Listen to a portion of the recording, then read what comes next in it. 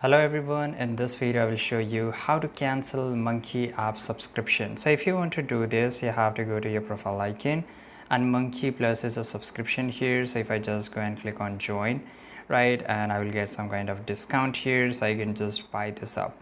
Now if you want to cancel your Monkey app subscription, now here you have to navigate to the settings, which is on the top right here. And once you navigate to the settings here, you will get an option of add subscription settings, access subscription settings. It could be something like this.